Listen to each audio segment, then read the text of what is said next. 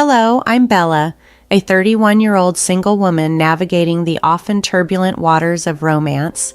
Life took a challenging turn when I ended things with my unfaithful ex, and the idea of unwinding at my friend Charlotte's party seemed like just the break I needed. Away from the complexities of my personal life, I manage a boutique in the city, an upscale spot that attracts shoppers who aren't deterred by hefty price tags. The night of the party, Charlotte's apartment was buzzing with energy, filled with loud music and lively conversations. Barely through the door, I was hunting for a quiet spot to settle into when Charlotte caught me by surprise, tugging my arm with palpable excitement. "Bella, you're here! There's someone I've been dying for you to meet. He's totally your type, all into the finance world." She yelled over the music, leading me through the crowd. Before I knew it, I was face to face with Thomas, a tall man with a confident smile and an air that said he knew his worth. "Bella, meet Thomas. She runs the trendiest clothing shop downtown." Charlotte introduced us with an enthusiastic wink before disappearing into the party. Thomas's handshake was strong, his interest apparent. "A clothing store, huh? That sounds like a lot of fun. I'm in finance myself, corporate investments and the like," he shared, his voice rich with confidence. I managed a polite nod, thinking how much I preferred to avoid shop talk. His next comment came as he leaned closer. "How have I never run into you before? A beautiful woman like you is hard to forget." I took a step back, replying with a slight raise of my eyebrow, probably because I'm usually more at home among fabric samples than at finance galas. Our conversation shifted from work to personal interests. Surprisingly, I found myself warming up to him as we discussed my passion for vintage jazz records and my weekend thrift store adventures, topics I hadn't expected to enjoy with someone from the finance sector. Thomas was more than just a good listener. He was genuinely engaged, sharing his tales of hunting down the city's best music spots. The evening slipped away from us, and as the party died down, Thomas glanced at his watch and then back at me. "I didn't plan on spending my whole evening with someone as captivating as you. May I see you again?" The memory of my recent breakup flickered in my mind, causing me to hesitate. "I'm not looking to dive into something new," I confessed. "No pressure. How about we keep it casual? Maybe share some more music and coffee? I know a great spot with live jazz on weekends," he suggested. Starting to see Thomas meant stepping into a whirlwind of jazz-filled evenings and spontaneous city strolls. Our casual meetups were turning into something more as we continued to see each other. Even though I had made it clear to Thomas from the beginning that I wasn't ready to dive deep into a relationship, every day spent with him gently eroded my defenses. One crisp autumn evening, Thomas called with a spark in his voice, "Hey Bella, slip into that gorgeous red dress you adore. I've got a surprise for you." My curiosity sparked, and I half joked, "I'm in, as long as this surprise includes some good food. I'm starving." He laughed through the phone. "Trust me, you won't want to miss this." We met outside my boutique. Thomas was casually leaning against his car, looking effortlessly chic, as if he'd just walked out of a fashion spread. "Ready for your surprise?" He grinned, holding the car door open for me. The drive was filled with light-hearted banter, keeping me entertained yet slightly on edge as he kept our destination a mystery. We finally arrived at a quaint jazz club in the heart of downtown, a place with a warm, inviting glow and tables that promised intimacy. We were led to a cozy spot near the stage, but Thomas seemed more focused on me than the live band setting up. Midway through a soul-stirring saxophone solo, Thomas leaned in close, his voice serious. "Bella, I know we agreed to keep things light, but I have to be honest with you." I took a nervous sip of my drink. "Honest about what?" He reached into his jacket and pulled out a small, elegant box, opening it to reveal a simple, beautiful ring that shimmered in the dim light. "I'm crazy about you, Bella. I don't just want to hang out or casually date. I want it all, everything with you. Will you marry me?" For a moment, I was speechless, the music around us turning into a soft blur, his hopeful eyes searching mine. Then, my pragmatic side kicked in. Thomas, this is huge. You know I'm hesitant about jumping back into deep waters. I know, he rushed, squeezing my hand gently. But think about it. We're great together. You laugh at my jokes. I've learned to appreciate art for you, and neither of us can dance, but who cares? What more do we need? His words, light-hearted yet sincere, made me laugh. Maybe a bit more practice on the dance floor. Anything, he smiled broadly. So, what do you say? Looking into his eyes, I felt a warmth spread through me. Maybe, just maybe, this was right. Yes, I whispered, feeling an unexpected lightness. Yes, I'll marry you. Thomas slipped the ring on my finger, and we celebrated in the only way we knew how, staying until the club closed, immersed in conversation, already planning our future adventures. The following day was bright and filled with new possibilities. Thomas was keen to introduce me to his mother, Mrs. Susan. We met for brunch at her favorite quaint cafe. Her reception was warm and inviting. Oh, Bella, I'm so thrilled Thomas found someone like you. I just know we're going to be great friends. As we settled in, she began sharing anecdotes from Thomas's childhood and even promised to give me her secret lasagna recipe, which Thomas adored. The day unfolded with the comfort of new family ties being warmly woven. If you want to win him over, try baking his favorite treat, a chocolate pecan pie. It's like a magic spell for him, just like it was for his father. Our brunch was a whirlwind of laughter and shared memories, drawing me deeper into Thomas's world, a world I was gradually falling in love with. The day I decided to show Thomas my childhood home was a big step. The house, a grand structure that seemed as if lifted from a fairy tale, was a testament to my father's savvy in the stock market. As we drove up, Thomas's amazement was unmistakable.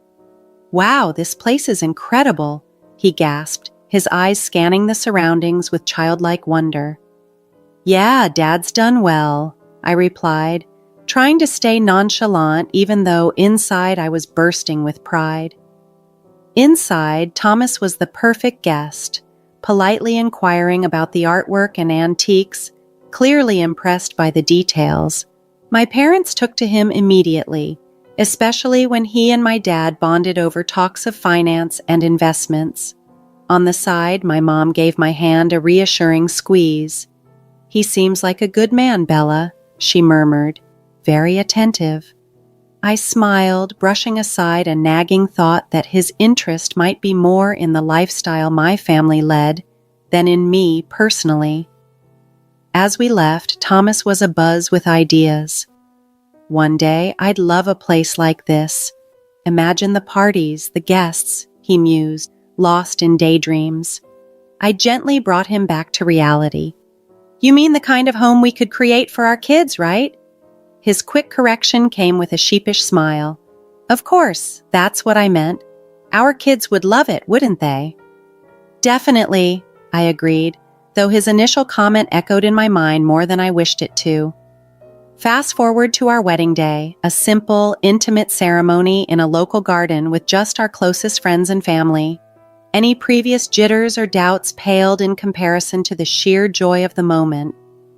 As I walked down the aisle, Thomas's waiting smile melted all my worries away, affirming our future together. We were declared husband and wife, and our celebration was just as we had envisioned, relaxed, filled with laughter, and surrounded by those we loved. My father raised his glass in a toast. To Bella and Thomas, may your life together be as beautiful and enduring as this day. Remember, the best things in life aren't things. They're the moments and memories you create together. As the evening unfolded, I was enveloped by a deep sense of contentment. Despite any future uncertainties, I felt ready to face them with Thomas by my side. Life after the wedding became a whirlwind as we adjusted to married life, learning and adapting to each other's habits and routines, building a new life together step by step. When life threw us a curveball, it came in the form of my dad's sudden illness. The man who had been our family's rock was diagnosed with cancer, and it felt like it came out of nowhere. During those long hours at the hospital, my dad, wanting to make the most of our time together, chose a quiet moment for a serious conversation. Thomas had stepped out to get coffee, and when he returned, he found us deep in discussion. "Bella, there's something important I need to discuss," Dad said, his voice much weaker than I was used to. He paused, gathering his strength, and continued, "I've made some decisions about the estate. You're going to inherit $20 million. The room fell silent, the beeping of hospital machines sounding far away as his words sank in. It was a staggering amount of money, and the impact was visible even on Thomas, who almost choked on his coffee when he sat down.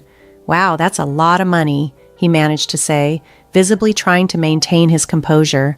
I could see the gears turning in his head, his expression subtly changing, not just surprise, but something else, something calculative.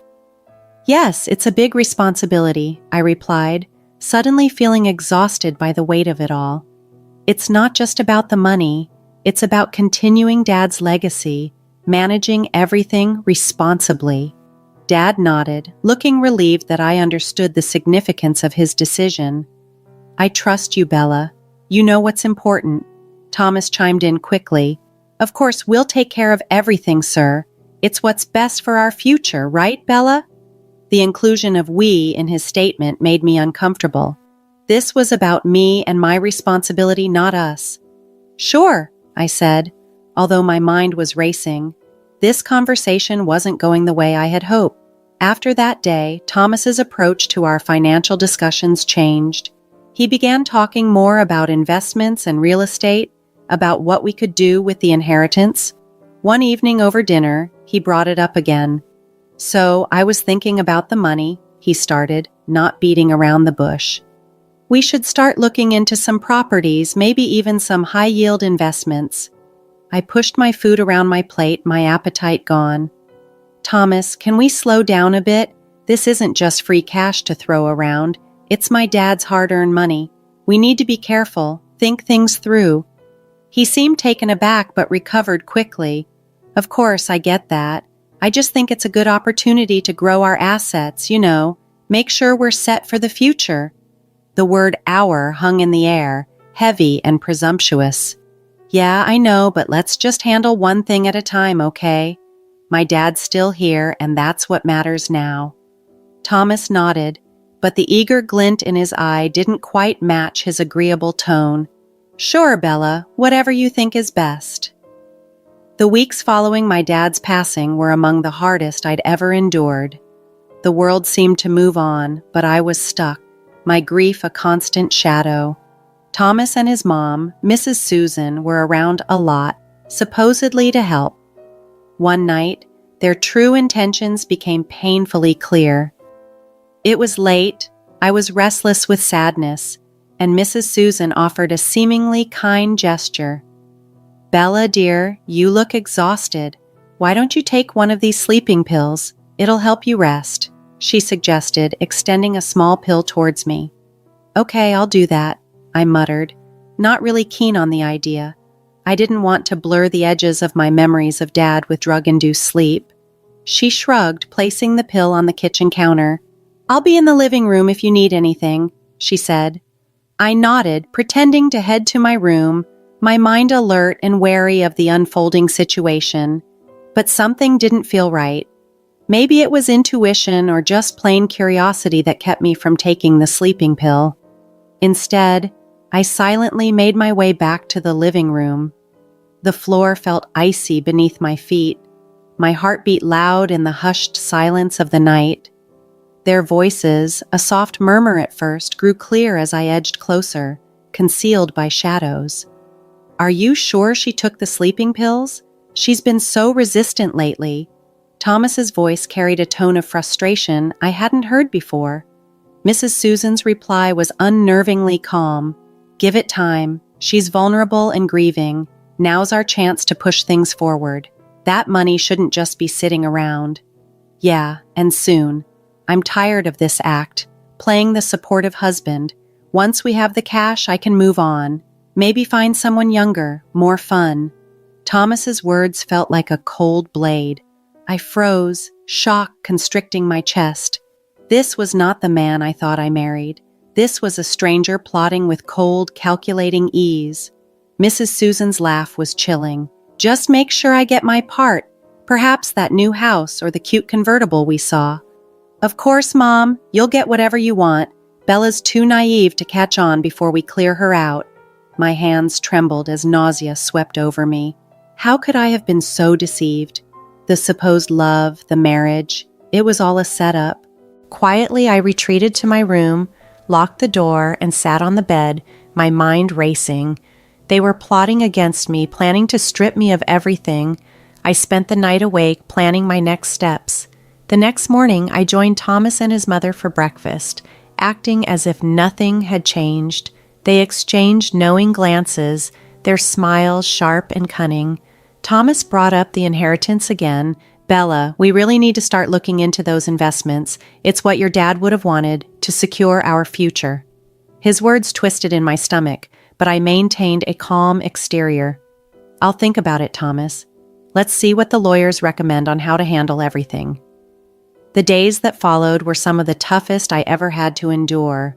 I played the part of the bereaved daughter perfectly, all while watching Thomas and his mother make plans with my inheritance. Mrs. Susan wasn't even subtle, openly browsing for new houses and cars as if the money was already hers. Meanwhile, Thomas was barely around. He stayed late at work, came home even later, and was constantly glued to his phone. One evening, as Thomas showered, his phone buzzed incessantly on the nightstand. Without thinking, I glanced at the screen and saw a message from another woman.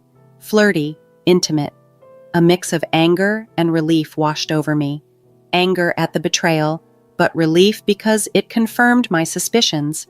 A cheater in one part of life is likely a cheater in all. That weekend, I told Thomas I needed space to clear my head and visit my mom. He barely acknowledged me, just mumbling approval while distracted by his phone. Driving to my mom's felt like escaping from a prison. As soon as I arrived and saw her, the weight began to lift. I spilled everything: the overheard conversation, Thomas's late nights, the flirtatious messages. Initially shocked, my mom's anger quickly flared. "That rotten scoundrel," she paced the kitchen, furious. "Playing happy families while scheming behind your back." Her support felt like the strength I needed to confront the situation and protect myself from further deception. Then, my mom's anger dissolved into a deep, hearty laugh that echoed through the kitchen. "Oh, Bella, they think they're playing a smart game, but they've got a rude awakening coming. Just wait until the will is read. They won't know what hit them." Her confidence was contagious, and for the first time since that dreadful night, I felt a glimmer of hope. "So, we just wait? That's the plan?" I asked, still a bit unsure. "Exactly," she confirmed with a nod. "Let them build their castles in the air. We're about to ground them." Back at home, Thomas hadn't moved an inch, still engrossed with his phone, likely messaging that woman. But it didn't bother me anymore. I was armed with a plan and the truth on my side. That night, I went to bed not with a heart heavy with dread, but with a mind alive with strategy and the sweet anticipation of justice soon to be served. The day to read my dad's will finally arrived, slicing through the tension in the lawyer's office like a knife. Thomas and his mom were visibly thrilled, practically vibrating with excitement, convinced they were about to inherit a fortune. I sat calmly, almost enjoying the build-up, knowing full well the dramatic twist that was about to unfold, thanks to my mom's earlier hint. We all gathered in the small, stuffy office, the air thick with anticipation. Thomas kept checking his watch, and Mrs. Susan was tapping her foot incessantly, like they were at the threshold of winning the lottery. Mr. Vincent, the lawyer, cleared his throat and opened the thick folder before him. "Thank you all for coming today. As per Mr. Jason's wishes, I will now read the last will and testament." Thomas leaned forward, eagerly perched on the edge of his seat. His mother muttered, "Here we go," rubbing her hands together as if preparing to unwrap a lavish gift. Mr. Vincent waded through the preliminary legal formalities before reaching the crux of the matter. "To my daughter Bella, I leave the sum of $20 million. Mrs. Susan let out a small squeal of delight, and Thomas gave me a look that was probably intended to be comforting but came across as smug. I remained expressionless, my gaze fixed straight ahead as Mr. Vincent continued. However, it must also be noted that along with this inheritance, there are debts incurred by Mr. Jason amounting to $25 million. The room fell into a stunned silence. You could have heard a pin drop. Thomas's expression quickly shifted from smugness to shock to an ashen pallor. His mother was livid. This must be some mistake. We need to see the documents, the proof. Mr. Vincent, ever the professional, began distributing copies of the financial statements and debt notices. Everything is documented here. If you have any questions, you can consult with your legal advisor. As the weight of reality settled in, my mom stood, her voice calm yet piercing the tense air. Thomas, you need to understand that my husband had a weakness for gambling. He made debts, borrowed from people, from banks. I hope you'll be noble in this situation and help Bella with these debts. Thomas and his mother looked as if they had been struck. Their initial shock quickly morphed into outrage. Help pay the debts? Are you out of your mind? We're not paying for anything. Their protests filled the room, but I sat quietly, the chaos unfolding exactly as I had anticipated, with a stoic calmness, fortified by the foresight of my mother's advice. We didn't spend much time with Thomas's mom, but when we did, she quickly dropped her polite act. I could see the change in her demeanor. Her earlier friendliness was completely gone. Thomas, sensing the tension, also seemed eager to disengage from the situation. I want a divorce, Bella, he said coldly, and in the divorce we'll agree that neither of us will claim any money or property from each other. That's it. I stared at him, feeling a confusing mix of relief and disgust. Okay, Thomas, if that's what you want, I agree. We can get the divorce papers ready. As we walked out of the lawyer's office, I felt the tension between us, each of us holding on to our own emotions. Thomas and his mother stormed out, fuming and defeated. My mom squeezed my hand and gave me a reassuring look. It's going to be okay, Bella.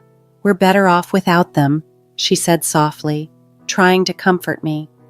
After we signed the divorce papers, Thomas and his mother couldn't help but show their true colors one last time. As we left the lawyer's office, I heard them snickering behind me. Thomas's mom smirked and said, Well, at least now she'll be drowning in her father's debts, $1 million in the hole. Thomas laughed, looking back at me with a mocking grin. Yeah, good luck dealing with that mess, Bella. Despite their words, I couldn't help but chuckle, which seemed to confuse them. Thomas frowned and asked, Why the hell are you laughing? That's when my mom finally spoke up. She had been quietly observing everything, but now she was ready to set the record straight. Thomas, you've got it all wrong, she said calmly. I've been the one managing our finances all along. Your father-in-law, bless his soul, wasn't the financial wizard everyone thought he was. The smug expressions on their faces faltered. What are you talking about? Thomas's mom snapped, her annoyance clear. My mom smiled, her gaze steady and unwavering. I'm the one who made all the successful investments and stock deals. My net worth is around $66 million, so I can cover Bella's inherited debts without breaking a sweat. Thomas's face turned pale as he processed this information. Wait, what? Are you serious? Yes, my mom replied, her tone unwavering. And since I'm in a generous mood, I've decided to give Bella a beautiful house, one that she won't have to share with anyone, especially not a gold digger. The shock on their faces was priceless. Thomas actually dropped to his knees. His previous arrogance vanished. Bella, please, I didn't mean any of it. I was just mixed up. I turned my back on him, leaving him and his mother stunned and struggling to comprehend the revelation. As we walked away, I decided to block their numbers on my phone. I wanted nothing more to do with either of them. Weeks later, I heard through mutual friends that Thomas was in trouble. His debts had caught up with him, and the loan sharks were after him. He tried to reach out, sending desperate messages through our friends, begging for help. But I didn't waver. When a friend relayed his pleas to me, I simply said, Tell him I wish him the best of luck. That was the most support I could offer him.